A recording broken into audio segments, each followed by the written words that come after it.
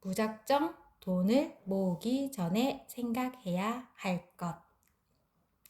지금 우리에게 무엇이 부족한가? 단지 남들처럼 살려고 하는 상대적 빈곤감과 욕심 때문에 괴로워하는 것이다. 능력이 없어 욕심이 닿지 않으면 마음을 고쳐 먹고 편해질 줄도 알아야 한다. 도현 조용한 행복 중에서 아버지 사업이 망하기 전까지 나는 부잣집 외동 아들이었다. 의식주 무엇 하나 부족하지 않았다. 그런데 돈을 손에 쥐어본 기억이 없다. 어머니는 부족함 없는 환경을 만들어 주었지만 아들이 돈을 만지는 것을 싫어했다. 학교에 낼 돈이 있으면 꼭 봉투 안에 넣어 주셨다. 아마도 어머니는 아들이 돈을 모르기를 바라셨던 것 같다. 결혼한 뒤에는 아내에게 월급 봉투를 주고 용돈을 타 썼다. 아내 또한 내 어머니처럼 돈에 관한 모든 것을 알아서 관리해 주었다. 평생 그렇게 살았다. 정년 때 받은 퇴직금이 얼마였는지조차 모른다. 부끄럽지만 나는 두 여인 덕분에 돈을 몰랐다. 돈이 늘 넉넉했던 것은 아니었다. 돈이 없어 아이들 장난감도 사주지 못해 서글펐던 적도 있다. 하지만 돈 때문에 힘들고 괴로워했던 기억이 없다. 천성적으로 나는 돈에 대해 무감각했다. 돈을 중심으로 인생을 설계한 적도, 돈을 많이 벌겠다거나 부자로 살고 싶은 생각은 단 한 번도 해보지 않았다. 1980년대 부동산 광풍이 몰아칠 즈음 당시 집 한 채 값에 적금을 타서는 아내와 함께 유럽 여행을 떠나 몽땅 써버렸다. 가난한 남편에게 시집와 산에서 텐트를 치고 신혼 첫날 밤을 보내야 했던 아내에게 세계 여행을 시켜주겠다던 약속을 지킨 것이었다. 만약 그때 그 돈으로 말죽거리 어딘가 땅을 샀더라면 수백억대 자산가가 되어 있을 것이다. 그러나 그 돈이 있으나 없으나 말죽거리 땅이 내 것이든 아니든 나의 일상은 크게 달라지지 않았을 것이다.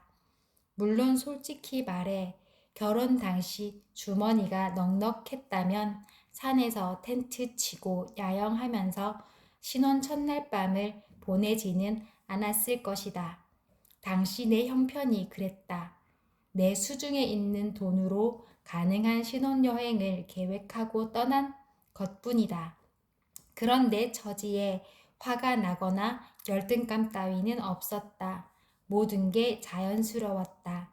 조금도 미안해하지 않는 나의 뻔뻔함에 아내가 서운했다는 말을 뒤늦게 했을 정도였다. 도남동 산꼭대기에 전셋집을 처음 마련했을 때도 그랬다. 아내의 알뜰함으로 장만한 우리 집에서 처음 자던 날 밤, 벅찬 기쁨 속에 오늘의 마음을 잃지 말자고 다짐했다. 몇십 년이 흘러 그때보다는 훨씬 부자가 되어 그 집을 다시 찾았을 때 나는 좀 놀랐다. 이 작고 허름한 집을 마련하고는 그토록 좋아했다는 게 믿겨지지 않았던 것이다.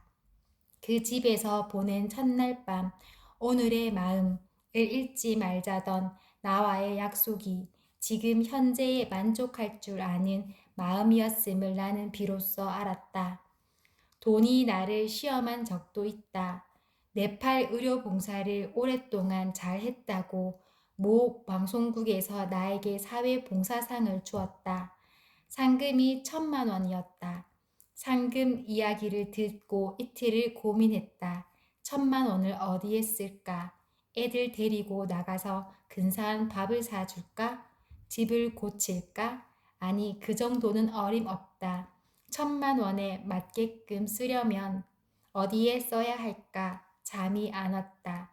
1,000만 원 갖고도 이렇게 온갖 머리를 굴리는데 10억, 100억을 두고 벌어지는 부모 자식 간의 싸움이 이해가 갔다. 수상 소감문을 쓰라기에 책상에 앉았다. 상금이 1,000만 원이라는 소리를 듣고 난 뒤에부터 일어난 내 생각의 변화를 적어 나갔다. 환장할 것 같다. 시작해서 온갖 산상의 나래를 적었다. 그리고 마지막에 상금을 네팔 봉사 캠프에 기증하겠다고 썼다. 그러고 나니 잠이 왔다. 나의 상금 기증 소식에 사람들이 박수를 보냈다. 하지만 반만 들어야 하는 칭찬이었다. 대학 교수, 의사 직함을 달고 온갖 사회적 혜택을 누리면서도 상금으로 받은 1,000만 원까지 모두 가지려고 했다니 참 치사한 짓이었다. 분수를 안다는 것은 무엇인가? 내 형편을 알고 그에 맞게 사는 것이다. 모자라지도 않으면서 더 많이 욕심을 내는 것 또한 분수를 모르는 것이다.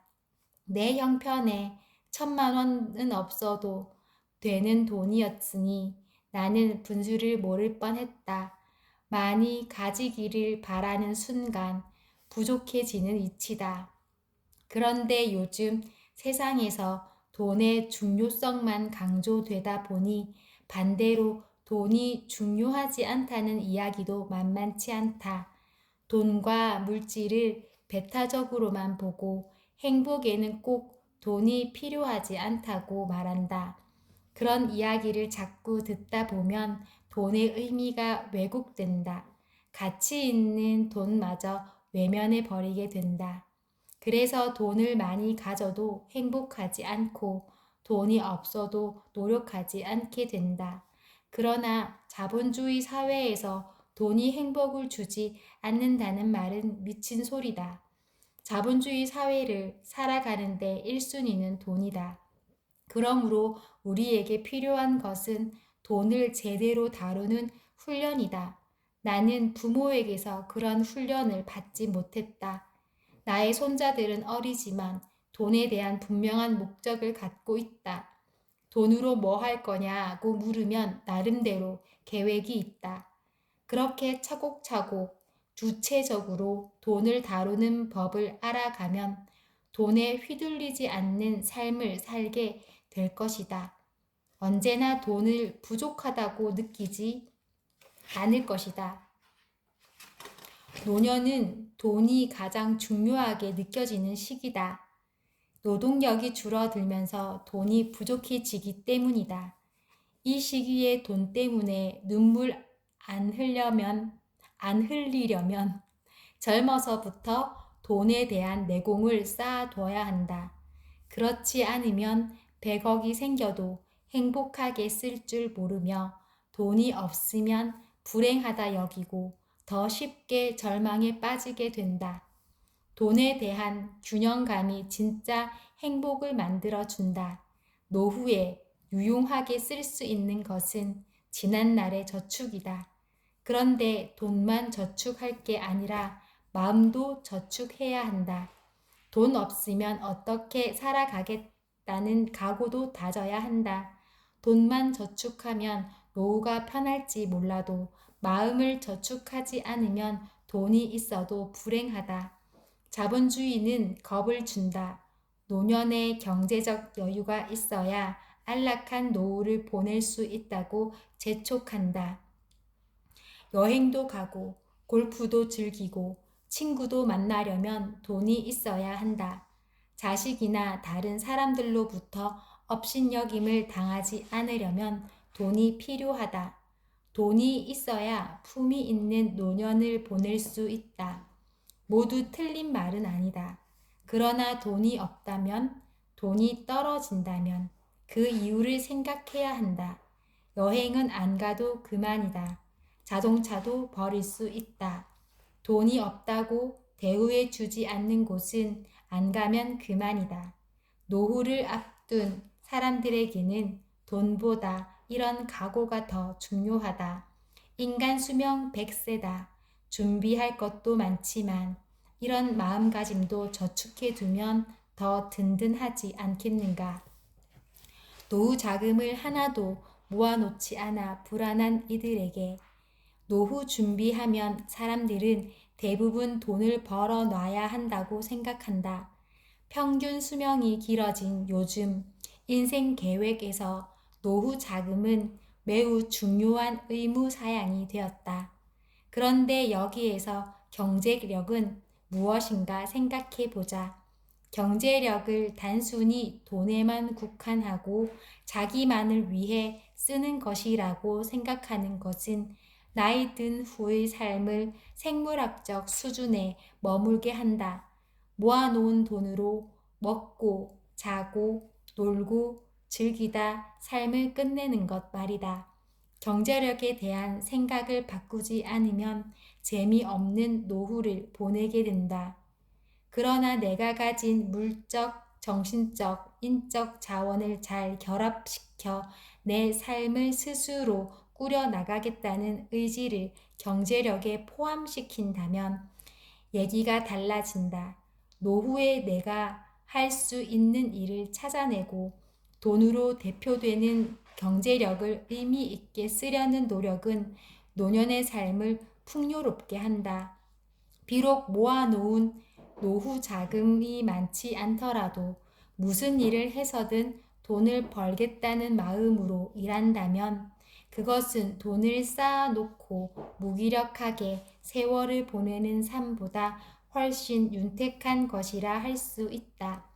이런 점에서 보면 노후 자금이 충분히 확보되지 못한 노후가 오히려 축복일 수 있다.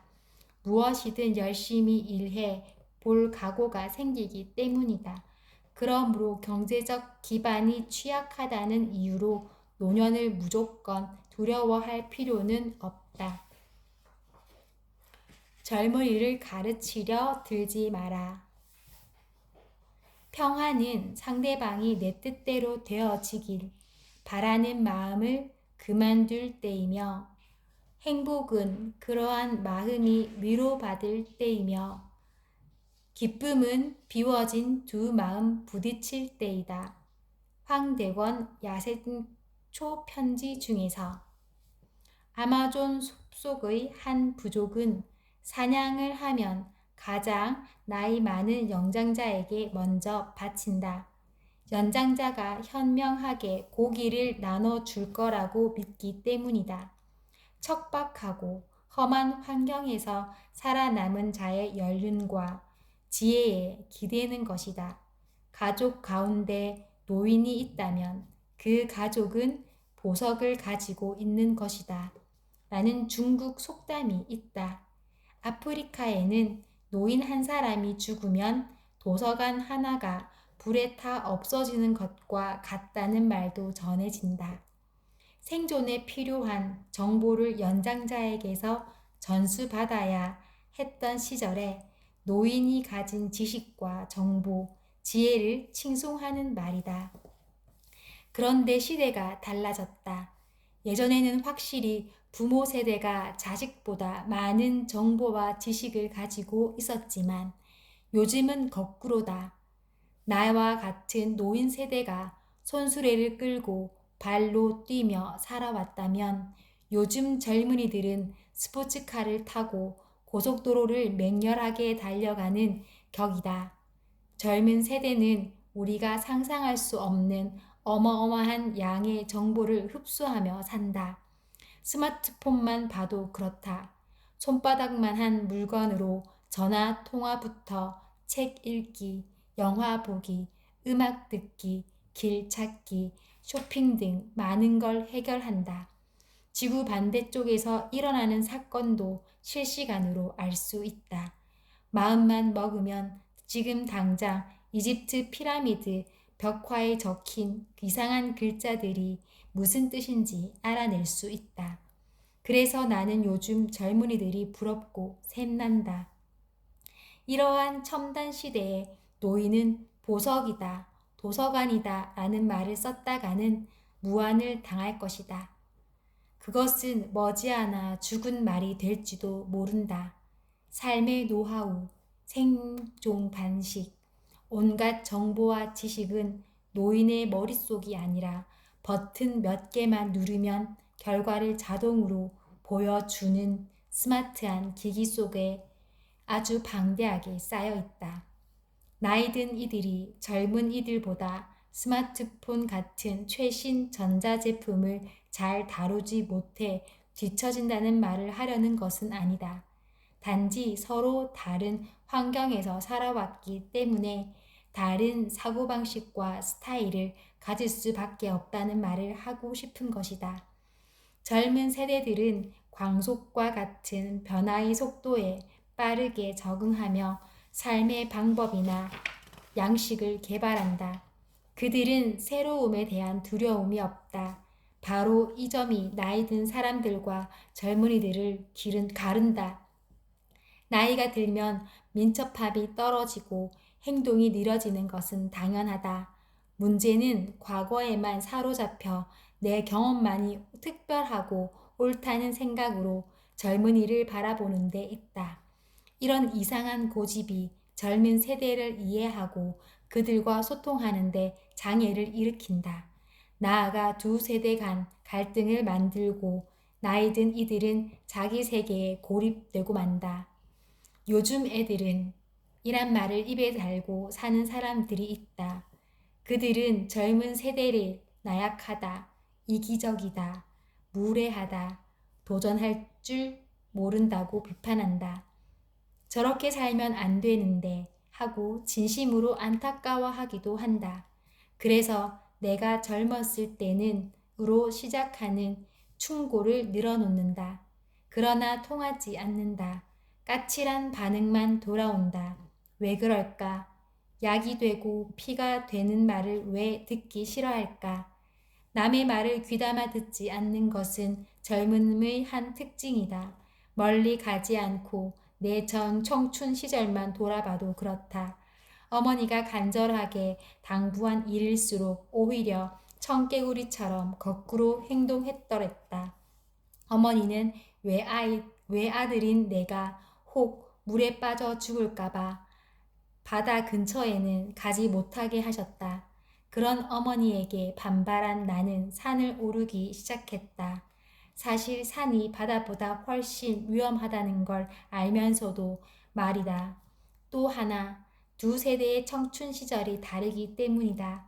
나와 같은 노인 세대는 전쟁과 가난을 겪으며 엄청난 고생을 했다. 이런 고생이 결코 훈장은 아니다. 자랑할 만한 일도 아니다. 단지 우리 세대가 만난 시대적 어려움이었으며 우리는 그 속에서 살아남았다. 그뿐이다. 물질과 문화적 풍요로움을 누리며 살아가는 오늘날 젊은이들에게 우리 아무리 전쟁과 가난, 고통, 극기와 인내를 이야기한들 따분한 소리로밖에 안 들린다. 예전에는 경상도를 가려면 반드시 문경세제를 넘어가야 했다.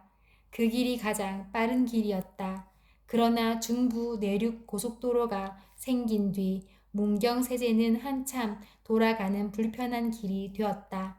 젊은이들에게 옛날 가치관을 들이대는 것은 문경세제로 가라고 하는 것과 같다.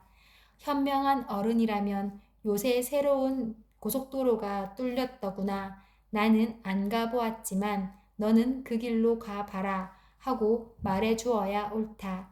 또 나이가 들어도 세월의 흐름을 따라 변화하는 것들에 적응해야 한다. 자기 경험과 기억만 옳다고 고집할 일이 아니다. 시대가 바뀌었음을 인정해야 하는 것이다. 요즘 젊은이들의 모습을 보라. 꿈과 공부, 경쟁, 상대적 가난, 인간관계, 연애, 취업 문제에 엄청난 스트레스를 받으며 살고 있다. 노인 세대가 굶주림과 생존, 이념의 공포와 싸우며 살았다면 젊은 세대는 또 다른 면에서 삶의 위협을 받고 있는 것이다. 또 사회 문화적 현상과 가치관들도 급격하게 변했다. 좀 우스운 얘기긴 하지만 불과 몇십 년 전 논문 중에는 여성이 남성에 비해 IQ가 떨어진다는 내용도 있었다. 당시에는 여자가 남자보다 IQ뿐만 아니라 모든 사회적 적응력이 떨어진다는 논리도 아무런 저항 없이 받아들였다. 그러나 여성 대통령이 탄생한 지금 여성 운운하며 늘어놓는 충고는 당연히 거부감만 불러올 것이다. 돌이켜보면 어느 시대에나 청춘은 힘들고 불안하고 어렵고 두려움에 찬 시기다. 인간이라면 누구나 그런 시기를 지나가고 가야 한다. 특정한 시대라서 더 불운하지는 않다. 예로부터 시대적 어려움과 혼란은 언제나 있어 왔다.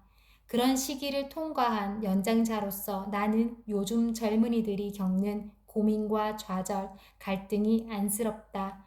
불안한 미래와 씨름하는 청춘들에게 연민을 느낀다. 한편으로는 아프니까 청춘이라고 하면서 안간 힘쓰며 살아내는 그들이 대견하다. 이들에게 이렇게 살라, 저렇게 살라, 명령하듯 가르치는 것은 예의가 아니다. 나이 든 사람들이 젊은 이들에게 해줄 것은 우리는 이렇게 살았으니 너희도 이렇게 살아라는 것이 아니다. 너희는 잘하고 있다는 격려다. 젊은이들은 스스로 답을 찾아가고 깨우치고 자기 삶의 대안을 찾아가야 옳다. 젊은이는 그들의 시대를 살아야 한다. 비록 우리와 똑같은 실패를 저지르더라도 결국 그들의 몫일 뿐이다. 그 사실을 젊은이와 나이 든 세대 모두가 인정해야만 한다. 나이 든 이들이여, 젊은이들이 센 척하며 어른 말 안 듣고 잘난 척 하더라도 넘어가 주자. 지하철에서 대부분의 젊은이들은 스마트폰을 들여다보며 끊임없이 손가락을 움직이고 있다. 그들을 바라보는 나이 지긋한 사람들의 눈빛은 제각각이다. 대견함 혹은 부러움, 안타까움, 그리고 못마땅함까지.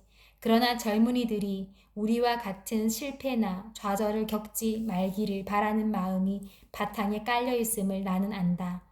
먼저 우거진 숲을 벗어난 사람이 지름길을 알려주고픈 조바심이다.